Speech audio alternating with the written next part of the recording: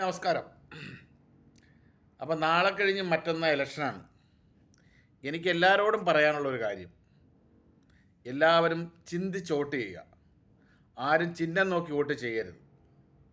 ഇനി നമുക്ക് വേണ്ടതൊരു മാറ്റമാണ്. കേരളത്തിലൊരു മാറ്റം അനിവാര്യമാണ്. അത് നമ്മൾ ചിന്തിക്കണം. നമ്മൾ ഇനിയെങ്കിലും രാഷ്ട്രീയ അടിമകളാവാതെ നമ്മൾ ഇടതനും വലതനും മാറി മാറി വോട്ട് ചെയ്യുന്നു. നമുക്ക് എന്താണ് ഉപയോഗം? ഒരു ഉപയോഗവും ഇല്ല. 5 വർഷം അവർ ഭരിക്കുന്നു, 5 വർഷം ഇവർ ഭരിക്കുന്നു. അതൊരു കോൺട്രാക്റ്റാണ്. ഒരു ഒരു ഒരു കോൺട്രാക്റ്റ് പോലെയാണ്. മനസ്സിലായില്ലേ? അതൊരു വീതം വയ്പ്പാണ്. അപ്പോൾ അത് നമ്മൾ മാറി ചിന്തിക്കുക. നമ്മൾ മാറി ചിന്തിച്ചാൽ നമ്മുടെ നാടിന് നല്ലത്. ഇന്ന് നമ്മുടെ ഇന്ത്യ മഹാരാജ്യത്ത് നല്ല വികസനമാണ് നടക്കുന്നത്. ആ വികസനം നമ്മളെ നാട്ടിലും വേണം, കേരളത്തിലും വേണം. നമുക്ക് കിട്ടിയിരിക്കുന്നത് ലോകാരാധ്യനായ നല്ലൊരു പ്രധാനമന്ത്രിയാണ്.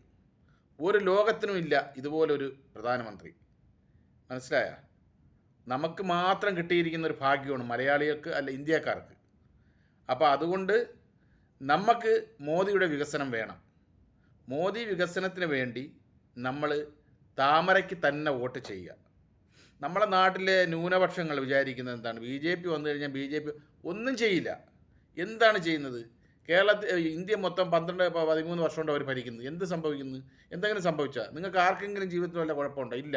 ഇതൊക്കെ ഇടതനും വലതനും കൂടെ നിങ്ങളെ പറഞ്ഞ് പേടിപ്പിച്ച് ഇങ്ങനെ ആക്കുന്നതാണ്. എന്തിനാണ് വോട്ട് തട്ടാൻ? നിങ്ങൾ വോട്ട് കൊടുത്തു കഴിഞ്ഞാൽ അവർ ജയിച്ചവർ പോയി കഴിഞ്ഞാൽ വീണ്ടും നിങ്ങൾ 5 വർഷം കറിയിലിട്ട കറിവേപ്പലയാണ്. വീണ്ടും അടുത്ത ഇലക്ഷൻ ആകുമ്പോൾ നിങ്ങളടുത്ത് വരും, വീണ്ടും ഇത് പറയും, വോട്ട് മേടിക്കും. അങ്ങനെ മാറി മാറി നമ്മൾ മണ്ടന്മാരാകുന്നു. വീണ്ടും വീണ്ടും നമ്മൾ മാറി മാറി അവർക്ക് വോട്ട് ചെയ്ത് നമ്മൾ വീണ്ടും മണ്ടന്മാരാവുകയാണ്. അപ്പോൾ അതുകൊണ്ട് അങ്ങനെ ആവാതെ എല്ലാവരും ഒരു മാറ്റത്തിന് വേണ്ടി, നമ്മുടെ നാട്ടിൽ മാറ്റം വരട്ടെ. ഒരു 5 വർഷം നമ്മൾ ബി ജെ പിക്ക് കൊടുത്തു നോക്കുക. കൊള്ളത്തില്ലെങ്കിൽ അടുത്ത 5 വർഷമാകുമ്പോൾ നമുക്ക് ഒഴിവാക്കിക്കൂടെ അവരെ? നമ്മളല്ലേ വോട്ട് ചെയ്യുന്നത്. ഒരു 5 വർഷം നമ്മൾ കൊടുക്കണം. കാരണം നമ്മളെ മക്കൾക്ക് വേണ്ടിയിട്ട്, ഭാവി വരും തലമുറയ്ക്ക് വേണ്ടിയിട്ടെങ്കിലും നിങ്ങളൊരു മാറ്റത്തിന് വേണ്ടി ആഗ്രഹിക്കുക. രാജീവ് ചന്ദ്രശേഖരൻ എന്ന് പറഞ്ഞു കഴിഞ്ഞാൽ ഏറ്റവും നല്ല കഴിവുള്ള ഒരാളാണ്. ഇന്ന് കേരളത്തിൽ മുഖ്യമന്ത്രിയായിട്ടിരിക്കാൻ ഏറ്റവും കഴിവുള്ള ഒരാളാണ്. അത് നമ്മൾ തന്നെ ചിന്തിക്കുക. ഇടതുപക്ഷമായാലും വലതുപക്ഷമായാലും ബി ജെ പി ആയാലും ഈ മൂന്നും കൂടെ നമ്മൾ എടുത്തു നോക്കുക. പിണറായി വിജയനായാലും രമേശ് ചെന്നിത്തലയായാലും വി ഡി സതീശനായാലും ഈ പറഞ്ഞ നമ്മുടെ രാജീവ് ചന്ദ്രശേഖരായാലും നിങ്ങളൊന്ന് കമ്പയർ ചെയ്ത് നോക്കുക. ഏറ്റവും കഴിവുള്ള, ഇന്ന് ചെറുപ്പക്കാർക്ക് ഏറ്റവും കൂടുതൽ അവരെ കഴിവിനനുസരിച്ച് നമ്മുടെ നാട്ടിൽ ഉയർച്ചയിലേക്ക് പോകാനായിട്ട് പറ്റുന്ന ഒരു ഏറ്റവും നല്ലൊരാളാണ് രാജീവ് ചന്ദ്രശേഖർ. വെറുതെ ഈ കള്ളും ലോട്ടറിയായിട്ട് എത്ര കാലം നമ്മളെ നാടിങ്ങനെ നീണ്ടുപോകും?